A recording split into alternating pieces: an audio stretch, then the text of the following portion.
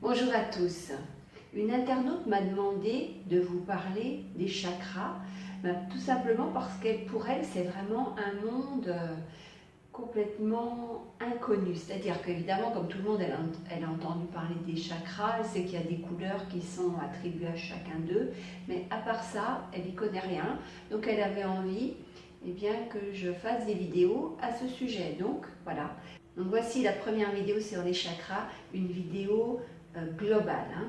Et il y aura des vidéos ensuite pour détailler chacun des 7 chakras principaux.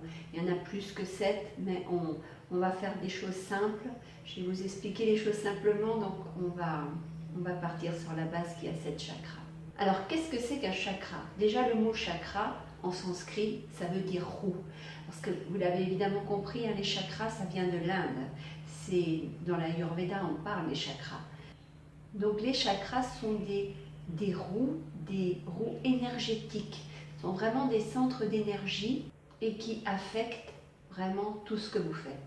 Par exemple, les chakras commandent les fonctions physiologiques à partir du niveau subtil. Donc c'est vraiment important d'avoir des chakras en bon état de fonctionnement si vous désirez avoir la pleine santé physique, mais aussi mentale. Parce que les chakras ont aussi un rôle important au niveau mental et même au niveau spirituel. Donc rappelez-vous que les chakras sont importants pour votre santé. En plus, à chaque chakra est associée une glande endocrine. Rappelez-vous aussi, en troisième point, que vos problèmes psychologiques peuvent aussi venir de vos chakras.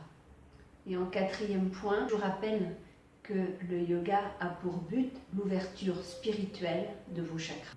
Alors il y a eu comme ça, dans les années 70, on disait ouvrez vos chakras. Enfin, il y a eu des films où on se moquait de ce genre de choses.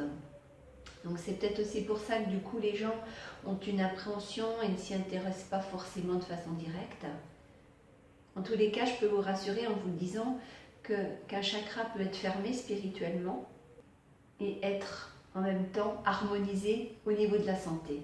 Donc vous voyez, c'est plus compliqué que ça. Ouverture, fermeture, etc. Et votre chakra peut être aussi fermé au niveau spirituel, mais vraiment ouvert au niveau créatif et au niveau émotionnel, par exemple. Donc, comme je vous l'ai dit, suivront des vidéos sur chacun des chakras. Donc, je vais vous récapituler, au moins pour une première fois, les noms des 7 chakras principaux. Pour vous les décrire, je vais partir du bas. Donc, vous avez le chakra racine, le chakra du sexe, le chakra du plexus solaire, le chakra du cœur, le chakra de la gorge, le chakra du troisième œil et le chakra couronne, sommet ici. Voilà, c'est une première approche, là vous laisse simple. Si toutefois vous aviez quand même des questions, n'hésitez pas à les poser dans les commentaires. Et puis je vous dis, très vite, vous en saurez davantage sur ces 7 chakras.